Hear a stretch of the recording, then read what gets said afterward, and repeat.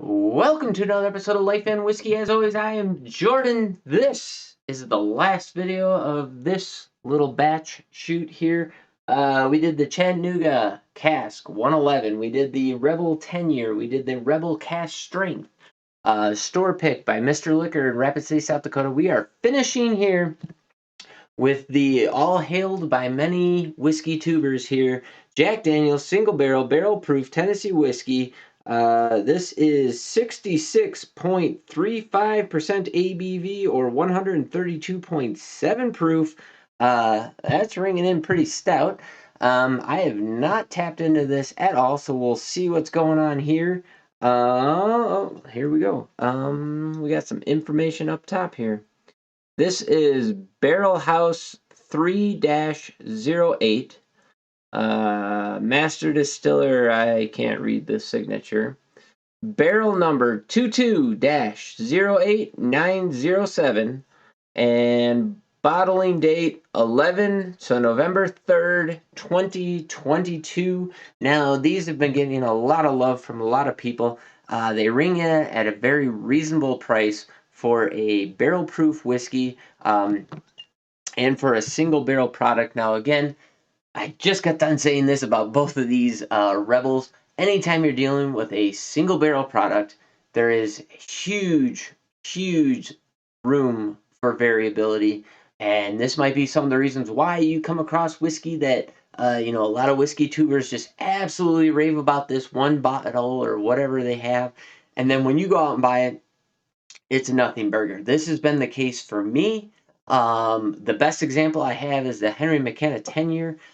People just rave about it, and then I buy my bottle and I pay $75 for it, and I'm like, eh. Same thing with this Rebel 10. I kind of and that's even more expensive.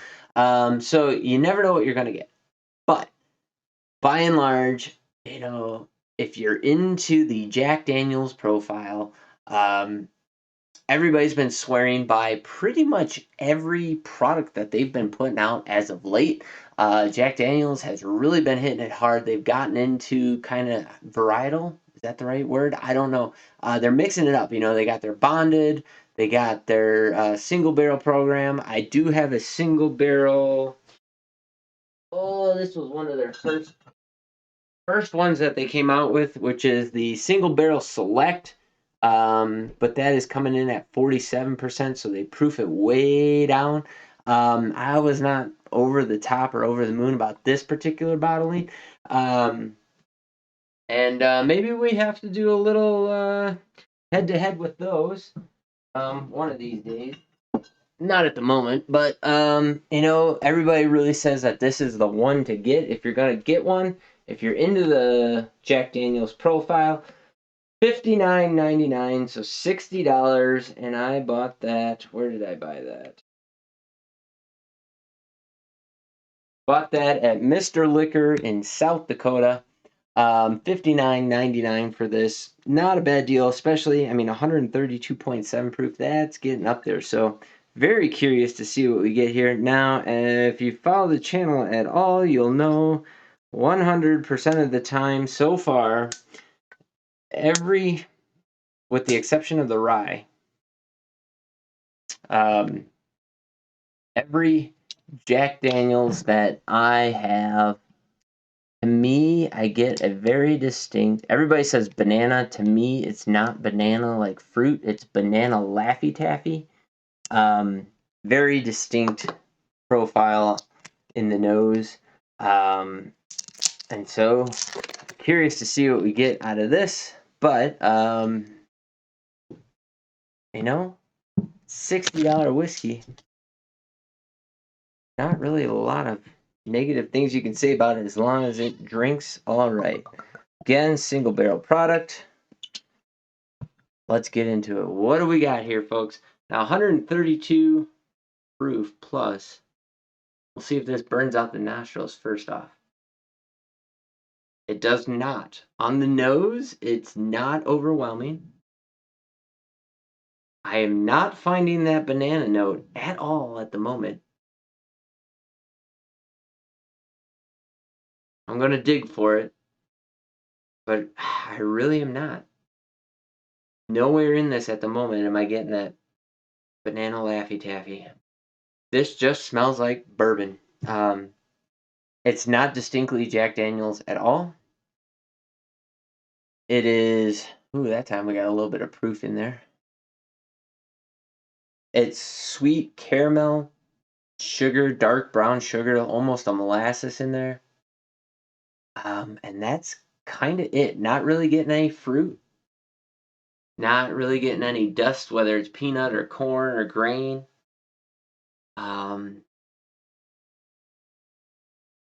Maybe a floral component. I guess you could kind of call it almost a fruit area. I know that's, ooh, it's cherry, it's bourbon, of course. But that's kind of all I'm getting out of this. There's not a very strong nose component. The ethanol doesn't burn, but I think the ethanol is overtaking the nose profile. Even from out of the glass here a ways, there's not a lot really coming out. But that's okay. Let's see how it drinks. Now I'm curious. That's getting up there in proof. So we'll see if it burns or if it just brings a lot of flavor.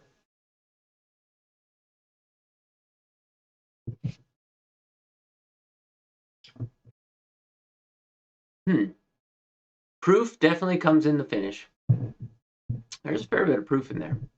But also, kind of in the starting profile, it's really pleasant. Proof doesn't hit you straight out of the gate.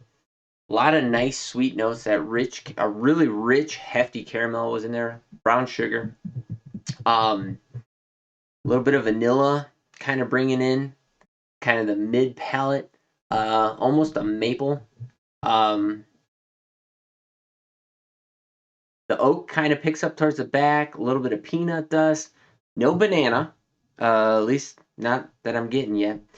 And then that hefty proof, black pepper finish, kind of blending together, bringing that spice. But it kind of goes up, and then you ride the wave and just break over, and then it goes away. The proof goes away, the burn goes away. You get a little bit of warming in the chest, but a really, really nice, and this is from a guy who doesn't like it, but a really nice barrel tannin impact. Like, it is well balanced with the rest of the flavor profile. It doesn't take it over. It's not accurate at all. It's not bitter at all. Really, really nice. I do like that a lot. Again, this is the neck pour. First time I've had this. I'm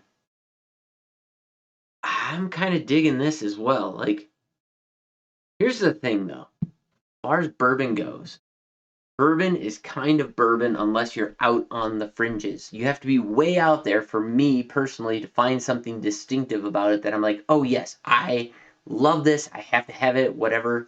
Um, Again, the cliched 90%, like so much bourbon is in such a tight, narrow flavor profile that whether it's $20 or it's $100, it's hard for me to distinguish or bring about or crave something from that I'm willing to just like go out and buy it as something that I want, right? So like I do a lot of this because I want to experience it and explore it, and I want to provide a service to you guys and give you some good information and tasting notes.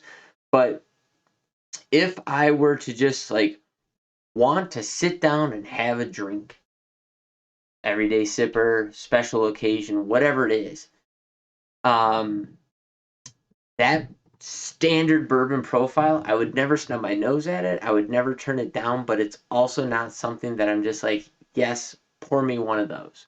I always want to work out on those fringes. I want something a little bit different, something that you don't find in every bottle. I also don't want to pay $100+ for it.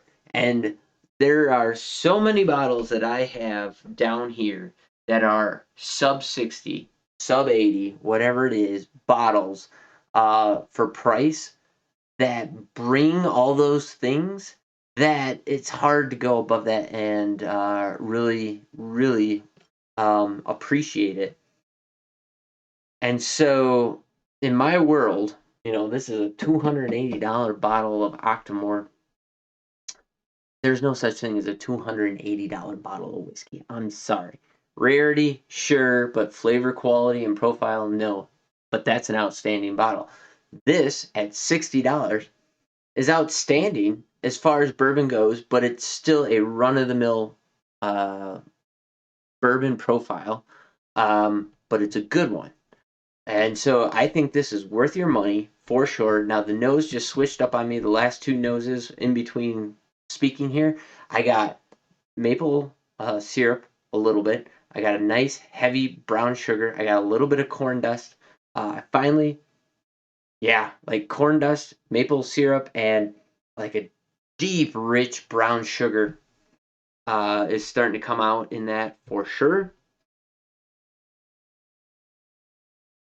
Second taste, a little bit more bitterness kind of coming through in there throughout the entire flavor profile, but it's underlying. So normally it's a sweetness that's underneath. This time there's a bitterness that is underneath. Um, in a pleasant way because all those sweet notes were on top and were the dominating flavors. So it was like a caramel, a brown sugar, a vanilla, pushing into a graham cracker, a peanut dust, and then that spiky black pepper and spiky um, bitterness. It didn't overpower. Again, it's a pleasant bitterness along with that proof kind of round out the end of the flavor profile. And again, it's a wave. It crashes. You get over that hump. The more acrid bitter notes go away and the sweet notes persist along with the heat and warmth of the proof, which really makes for a very, very, very nice drinking experience. I'm digging that a lot. And at no point am I getting that Laffy Taffy banana anywhere in this, which is very interesting because that is the number one characteristic that I get out of Jack Daniels. Whether it's the regular Black Label, the Gentleman Jack, even that first select that I had there, they all had it. This particular bottle does not, and I appreciate that. Now, I will say that that banana Laffy Taffy note does not impact the drinking experience at all, and I have fond memories of that flavor. So even if it came through, I would not be disappointed in it. But it's just it's not there in this bottle, and man, this is a good drinking experience. I really, really am enjoying this.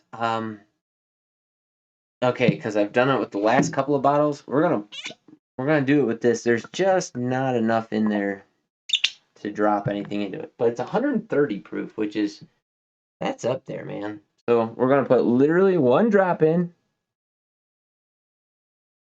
Splash. We'll see what that does. I only have a sip in there. We're gonna swirl it around a little bit here. Uh, swirl it around, huh? Get your whiskey, huh? Okay, it brought more out in the nose. It's kind of creamy and almost butter popcorny. Yeah, like butter popcorn mixed with like fresh off the stove caramel corn. That's exactly what that smell is. Ooh, it's good, but it has that rich, creamy, buttery quality in the nose. I like that a lot. Uh, that is an interesting nose. You don't get that very often. I might have had that only one other time in 300 plus whiskeys here. I like that.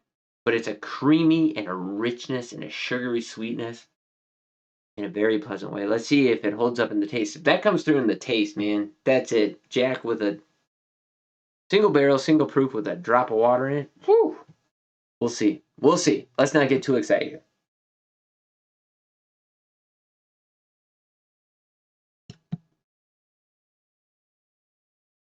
It's unfortunate. Tamed the flavor. The sweetness got tamped down. The bitterness got spiked up. The proof kind of once again hit in a couple weird spots, accentuating and overriding some of the flavor characteristics that I really wanted.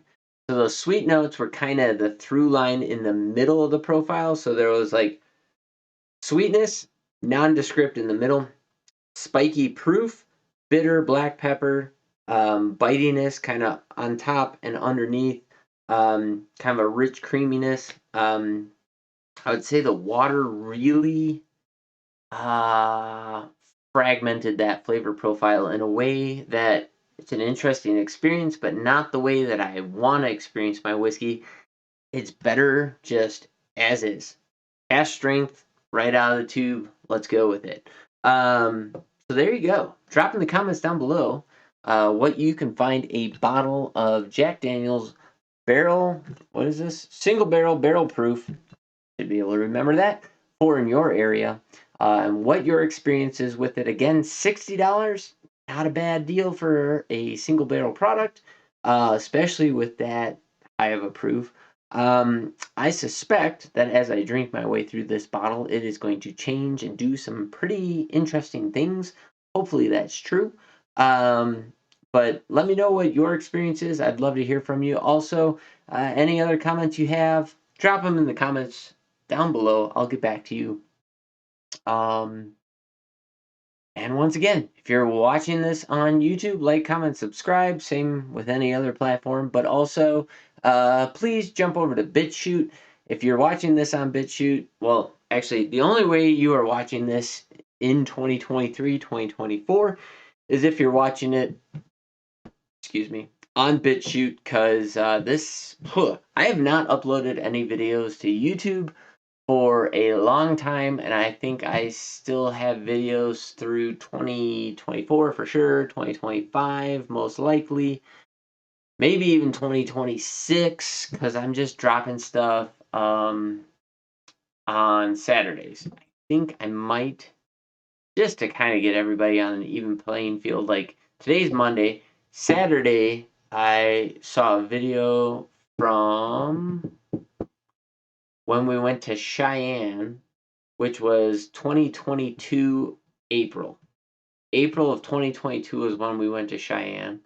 And this is October 2023, and so that video just dropped. Now I think it's like video 2, low 200s.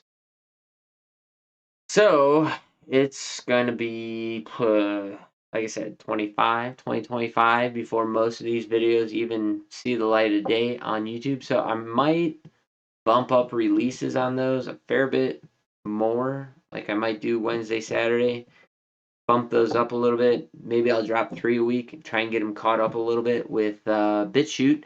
But if you're watching this on BitChute, thank you. There's 100 and some odd people on there checking this out. Please drop a comment down below. I'd love to hear what you have to say. But I'm dropping these videos on Wednesdays and Saturdays, so they're kind of right at, I got like maybe 3 or 4 videos in the queue, waiting to drop, and so they're pretty real time, more or less. So if you're watching this on BitChute, thank you very much. If you're watching this on Rumble or YouTube, why? Just jump over to BitChute. You'll get all the new information, all the new bottles, whatever. In fact, if you're watching this on YouTube, a lot of the releases that I check out probably aren't even available anymore. So check out the new stuff over on BitChute. I just want to get away from YouTube a little bit, so you should too. But always, thanks for watching. Have yourselves a great day. We'll catch you in the next video, and yeah, we're going to do Scotch next. So have a good one.